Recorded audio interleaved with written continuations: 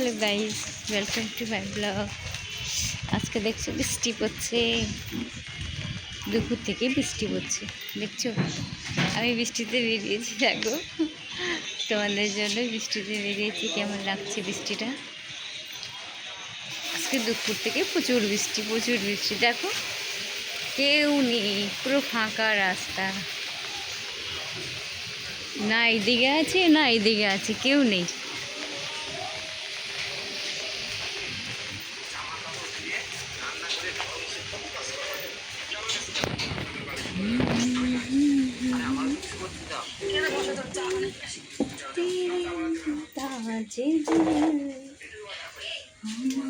ও বাবা মশা,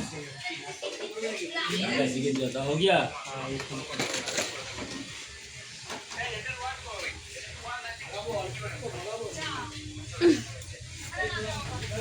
কোনদিনও চা খাবে? বাইরে বৃষ্টি পড়ছে, ওই জন্য ভেতরে চলে আসলাম। জানো, দিয়েছো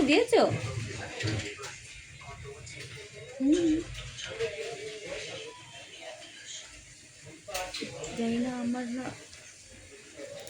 একটুতেই না এখানে ওখানে চোট লাগছে, রক্ত বেরোচ্ছে। এই দেখো, এটা রোববার দিন হয়েছে, এখনও সারে না। তারপরে কাল না, পরশুদিন রাতে কাপড় কাচছিলাম, তোমার যে ইয়ে আছে না, দেখাচ্ছি, নামটা হয়ে যাচ্ছে, এই যে এটা আস্ত, এই আস্তটা না হাতে ঢুকে গেছে, তাই এখানে রক্ত বেরোচ্ছে। একটুখানি হাঁটতে হাঁটতে বেঞ্চিতে লেগে গেল, তো আঙুলের মাথাটা কেটে গেল। মানে এখন গ্রহটা একদম ভালো না। তোমাদের ওখানে কেমন আছে? আমার গ্রহ একদম ভালো না। লোক বলে যদি গ্রহ খারাপ থাকে, অল্প অল্প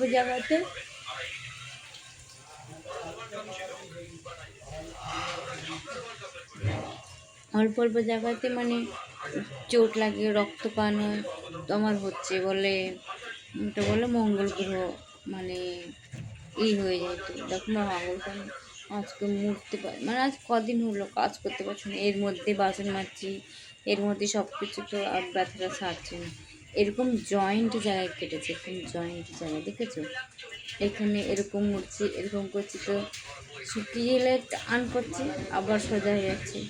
তো এগুলো জয়েন্ট এখানে কাটলে ঠিক হয় না তাদের। এখানটা আঙুলটা পুরোটা ব্যথা, এবার এই আঙুলটা, পায়ের এই আঙুল, আবার আজকে বটিতে কাটতে গেছি, বটিতে এরকম করে চাচাচ্ছি এই আঙুলটা।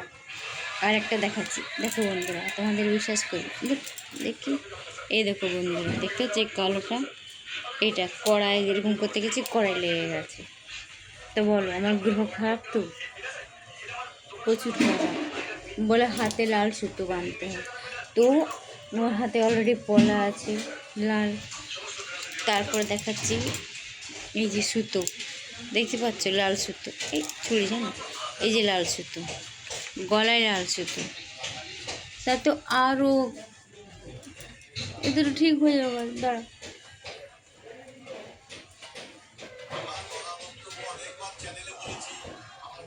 এতে ঠিক হয়ে যাওয়ার কথা। আমরা আগে বুঝতাম, যখন আমাদের বিয়ে হয়নি, একটা দিদির বাড়ি ছিলাম যখন, ওই দিদিরা বলতো পায়ে লাল পুঁতি পরো, হাতে পরো, তাহলে এগুলো গ্রহগুলো হয় না। করতাম, কিন্তু এখন তো আর সময় পাই না। দুটো ভাত যেটাতে সময় হয় না, আর পুঁতি পরবো আর মুতি পরবো। সারাদিন খাটি দুটো ভাত জুতের জন্য, না খাটলে দোকানে না আসলে দুটো ভাত জুটবে না। প্রত্যেকটারই এরকম। আমি ভাবছি আমি সব থেকে খারাপ আছি, কিন্তু না বন্ধুরা, আমার থেকেও অনেক খারাপ লোক আছে, যারা দুমুঠো খেতে পায় না, যারা থাকার ঘর নেই, ঘর ভাড়াও করতে পারে না, রাস্তা থাকে। কখন আমি যাই হাওড়ায়, তো দেখি রাস্তা ধারে একটা চাদর বিছিয়ে ওখানে রান্না করছে, ওখানে খাচ্ছে। বন্ধুরা, ওগুলো কি সত্যি এর গরিব নাকি ভিখারি? ভিক্ষা কেন করে? গরিব বলেই তো কাজ করে খেতে পারে না। ছোটো ছোটো বাচ্চাকে নিয়ে কোলে নিয়ে নেবে, পেটে নেবে, দাও মা করে কাজ করে খায়। একটা ঘর ভাড়া নেই, শুধু কদিনের জীবন বলো, কদিনের জীবন বলো, ওরকম করে কষ্ট করে চলে যাচ্ছে। এখন বলছে কষ্ট করি পরে কষ্ট করবো, আর জীবন তো এখনই কাটবে। এই রাস্তায় পড়ে ভিখারি মতন খেয়ে এই সেই। ওদের কাছে টাকা কম আছে, অনেক টাকা আছে, কিন্তু ওরা ভিখারি মতন থাকে। যাদের কাছে টাকা থাকে তারা যদি ভিখারি মতন থাকে, আমার কিন্তু খুব রামতে হয়ে যায়। কিসের জন্য ভিখারি মতন থাকবে? লোককে দেখাবে তোমার কাছে টাকা নেই, না লোক দিয়ে যাবে তোমাকে টাকা? দেবে না তো, যা আছে তাই দিয়ে থাকো, সেটাই লোক দেখুক। লোক বলে কি বেশি সাজুগুজু দেখালে লোক ভাববে টাকা আছে, নজর দিয়ে দেবে। তোর আছে টাকা, ওই নজর দিচ্ছে। আমার তো টাকা নিয়ে নজর দেবেও না। যে ভাবছে ভাবুক গে।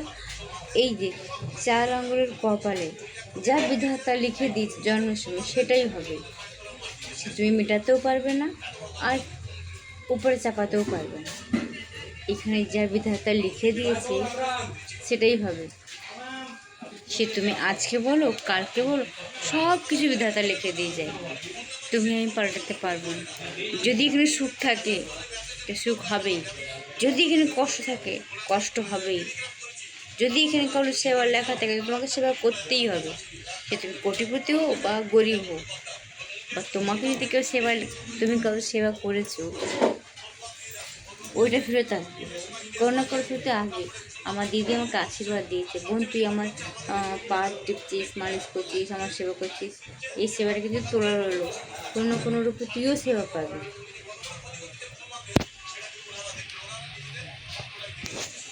তাই বলি, বড়দের সম্মান করবে, সেবা করবে। যদি কেউ চায় একটু সেবা করবে, খুশি হতে হোক না, আমি তো সেটাই চাই।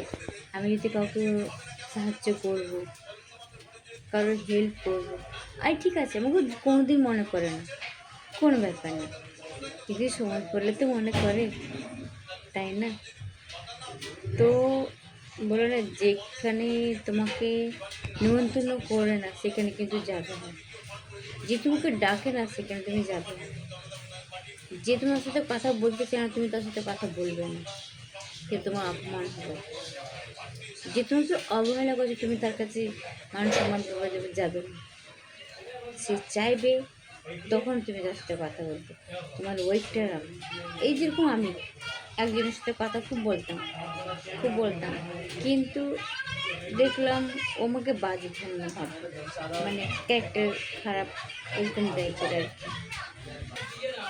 তো ও আমার সাথে কথা বলতো না, বলে আমি কথা বলবো না তোমার সাথে, না ফোন করলে বলে দিত ফোন করেছে এই সেই। তো আমি বললাম না, তারপরে তোমাকে ফোন করে, তুমি আমাকে নাম্বার দিয়েছো যখন, আমি তোমাকে ফোন করবো, ঠিক আছে তুমি ব্যস্ত আছো, বলে আমি ব্যস্ত আছি, না আমি ফোন করলে আমি কথা বলি না, আমি এই করলাম সে। আমি ঠিক আছে, যে একদিন থাকলাম গেলাম, দিনের পর দিন দেখছি মানে অ্যাভয়েড করছে, যে আমাকে অ্যাভয়েড করে আমাকে কোনোদিন ছাড়বে না। আমি অ্যাভয়েডের বদলা নিইনি, তার জন্য নিজের ওয়েট রাখবো। আমি নিজের ওয়েট হারিয়ে দিচ্ছি? একদম না। যেখানে ডাল গলবে না সেখানে আমি কেন বলাবো, ডালটা সরিয়ে নেবো আমি? নিজের সবসময় দাম রাখতে হয়। তুমি কারো, তোমার ওয়েট কত তুমি নিজে জানো। তুমি একজনের একটা কথা বলছো, সে কথাটা শুনছে কি শুনছে না, শুনলো তো সে কাজটা করলো কি করলো সেটা তো তুমি দেখবেই। একবার বললে, দুবার বললে, 3বার বললে, 4বার আর বললো না, সে তোমাকে বলবে তোমার পেছনে পাগল হয়েছে, পাগল। একদম করবে না। আমি যেরকম করি না, আমি একবার ডাকবো, 2বার ডাকবো, 3বার, 4বার আমার কাউকে পাত্তা দিই না, সে লাখ টাকার লোক হোক, সবসময় নিজের ওয়েট রাখতে হয়। আর বর ছাড়ো, বর তো আমার আত্মার সঙ্গে মিলে যায়, আমার শরীরের সঙ্গে মেলা। সে কতই নকরা করবে, সে রাগ করলেও ঠিক আছে, না করলেও ঠিক আছে, তাকে মানাতেই হয়। বরের কাছে করে মান সম্মান হয়, ওটা তো আমি এরকম বলে রাগ করি। আমার বর খুব ভালো, কিন্তু বাই বাই বন্ধুরা, তোমাদের বররা কেমন, ঝগড়া করে না ভালোবাসে, একটু কমেন্ট করো। আমার বরটা খুব বদমাইশ। Bye bye.